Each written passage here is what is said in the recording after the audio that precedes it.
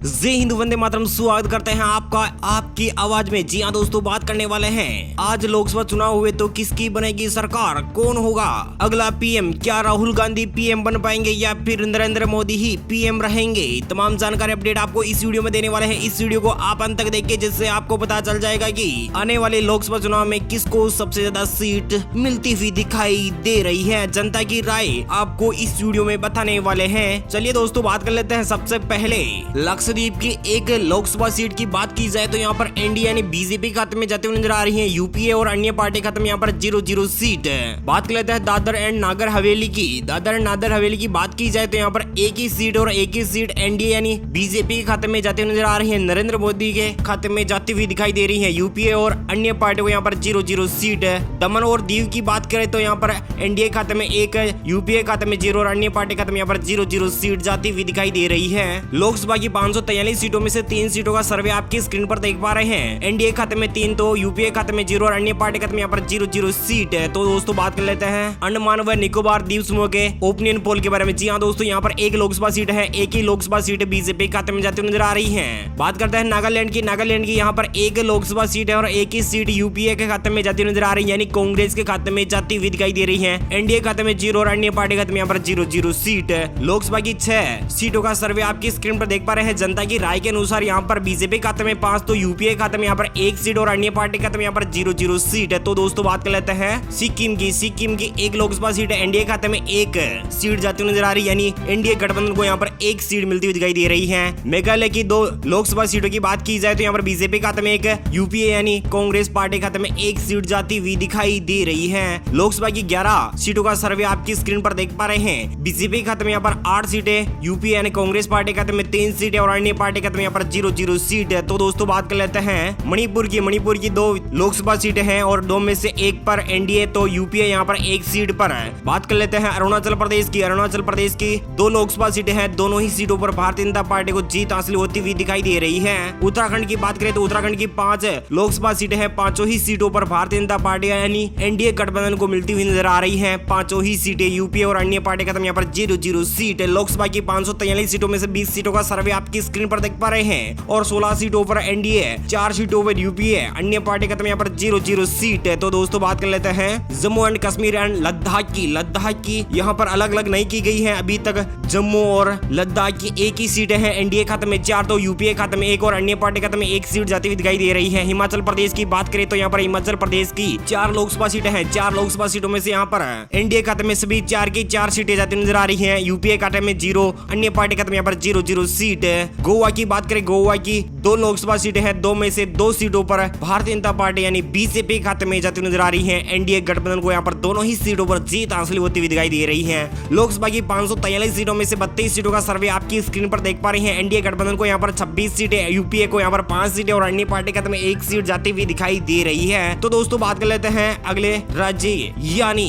हरियाणा की। हरियाणा की 10 लोकसभा सीटें हैं, 10 में से यहाँ पर बीजेपी खाते में 3 सीटें, यूपीए खाते में 5 सीटें और अन्य पार्टी खाते में यहाँ पर 2 सीटें जाती हुई दिखाई दे रही है। छत्तीसगढ़ की 11 लोकसभा सीटों की बात की जाए तो यहाँ पर एनडीए खाते में 8, यूपीए खाते में 3 और अन्य पार्टी खाते में यहाँ पर 0 सीट है। पंजाब की 13 लोकसभा सीटों के सर्वे की बात की जाए तो यहाँ पर बीजेपी खाते में 1 सीट, यूपीए गठबंधन के खाते में 7 सीटें और अन्य पार्टी खाते में यहाँ पर 5 सीटें जाती हुई दिखाई दे रही है। तो दोस्तों बात कर लेते हैं तेलंगाना की। तेलंगाना की 17 लोकसभा सीटें हैं, 17 सीटों में से यहाँ पर एनडीए गठबंधन के खाते में 5 सीटें, यूपीए गठबंधन खाते में 3 सीटें और अन्य पार्टी खाते में 9 सीटें जाती हुई दिखाई दे रही है। बात करते हैं झारखंड की। झारखंड की 14 लोकसभा सीटें हैं, 14 में से 9 पर एनडीए गठबंधन, यूपीए गठबंधन को 4 सीटें, अन्य पार्टी खाते में 1 सीट जाती हुई दिखाई दे रही है। केरल की बात करें तो केरल की 20 लोकसभा सीटें हैं, 20 में से एनडीए गठबंधन खाते में 2 सीट, यूपीए गठबंधन खाते में 8 सीट और अन्य पार्टी खाते में 10 सीट जाती हुई दिखाई दे रही है।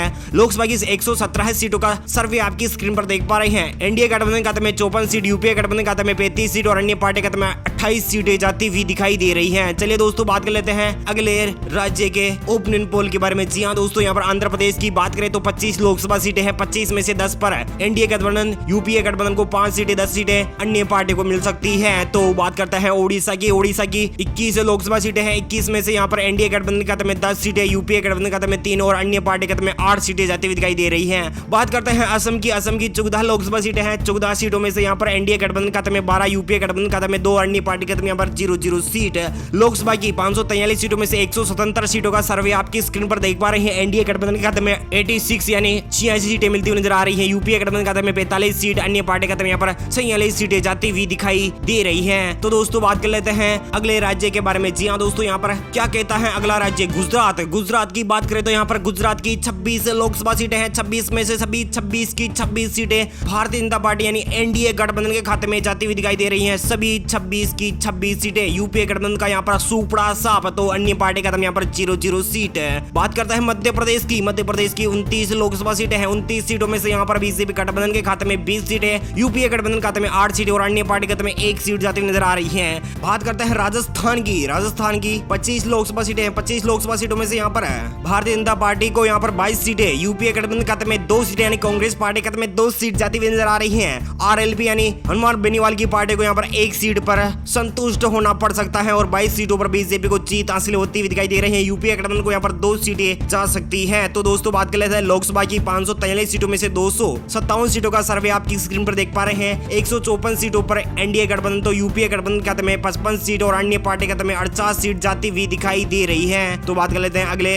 राज्य के ओपिनियन पोल के बारे में। जी हाँ दोस्तों, अगला राज्य निकल के आ रहा है तमिलनाडु। तमिलनाडु की 39 लोकसभा सीटें हैं। 39 सीटों में से एनडीए गठबंधन खाते में 15 सीट, यूपीए गठबंधन खाते में 20 सीट और अन्य पार्टी खाते में यहाँ पर 4 सीटें जाती हुई दिखाई दे रही है। बात करता है कर्नाटक की। कर्नाटक की 28 लोकसभा सीटें हैं। 28 सीटों में से यहाँ पर एनडीए गठबंधन खाते में 21 सीटें, यूपीए गठबंधन खाते में 5 सीटें और अन्य पार्टी खाते में यहाँ पर 2 सीट जाती हुई दिखाई दे रही है। चंडीगढ़ की 1 लोकसभा सीट, 1 ही सीट भारतीय जनता पार्टी खाते में जाती हुई दिखाई दे रही है। बात करते हैं लोकसभा की 543 सीटों में से 325 सीटों का सर्वे आपकी स्क्रीन पर देख पा रहे हैं। एनडीए गठबंधन खाते में यहाँ पर 191 तो 80 सीटों पर, यूपीए गठबंधन अन्य पार्टी खाते में यहाँ पर 54 सीट जाती हुई दिखाई दे रही है। तो बात कर लेते हैं अब दिल्ली की 7 लोकसभा सीटें हैं। 7 लोकसभा सीटों में से यहाँ पर एनडीए गठबंधन खाते में 7 की 7 सीटों पर जीत हासिल होती हुई दिखाई दे रही है। यूपीए और अन्य पार्टी यानी आम आदमी पार्टी को यहाँ पर 0-0 सीट का सामना करती हुई दिखाई दे रही है। पांडिचेरी की बात करें तो यहाँ पर 1 लोकसभा सीट है और 1 ही लोकसभा सीट बीजेपी खाते में जाती हुई दिखाई दे रही है। लोकसभा की 543 सीटों में से 374 सीटों का सर्वे आपकी स्क्रीन पर देख पा रहे हैं। और बिहार की बात करें तो बिहार की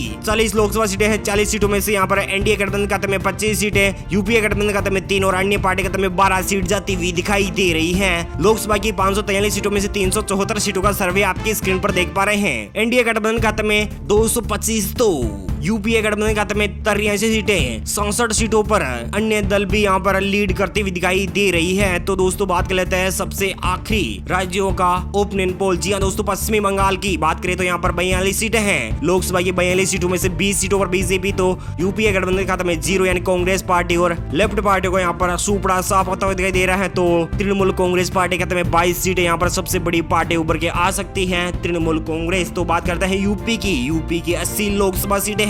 80 लोकसभा सीटों में से एनडीए गठबंधन खाते में 60 सीटें, यूपीए गठबंधन खाते में 2 सीट और अन्य पार्टी खाते में 18 सीट जाती हुई दिखाई दे रही है। महाराष्ट्र की 48 लोकसभा सीटों का सर्वे आपकी स्क्रीन पर देख पा रहे हैं। महाराष्ट्र की 48 में से यहाँ पर एनडीए खाते में यानी बीजेपी खाते में 35, यूपीए खाते में यहाँ पर 13 सीट और अन्य पार्टी खाते में यहाँ पर 0-0 सीट, यूपीए यानी अगाड़ी को यहाँ पर 13 सीट मिलती हुई दिखाई दे रही है। बात करते हैं लोकसभा की 543 सीटों में से 543 सीटों का सर्वे आपकी स्क्रीन पर देख पा रहे हैं। तो यहाँ पर एनडीए गठबंधन खाते में 339 सीटें, यूपीए गठबंधन खाते में 98 सीटें, मात्र 98 सीटों पर सिमट कर रह जाएगी कांग्रेस पार्टी और यूपीए गठबंधन को यहाँ पर मात्र 98 सीटों पर सिमटना होगा। तो बात कर लेते हैं अन्य पार्टी को। यहाँ पर अन्य पार्टी यहाँ पर अच्छी खासी लीड के साथ 100 का आंकड़ा पार करती हुई दिखाई दे रही है। आपके हिसाब से लोकसभा चुनाव आज हुए तो किसकी बनेगी सरकार, कौन होगा अगला पीएम? क्या राहुल गांधी पीएम के लायक है या फिर नरेंद्र मोदी ही पीएम बनेंगे? हमें कमेंट करके जरूर बताइएगा। उम्मीद है जानकारी अपडेट आपको मिल गई होगी। प्लीज दोस्तों अपने वीडियो नीचे के लाल बटन दिया हुआ जिस पर क्लिक कीजिए, चैनल को भी सब्सक्राइब कर लीजिए, पास में एक छोटा सा नन्हा सा बेल आइकन उसको भी दबा दीजिए। Thank you, take care, goodbye, जय हिंद, जय भारत, जय किसान, वंदे मातरम, जय श्री राम।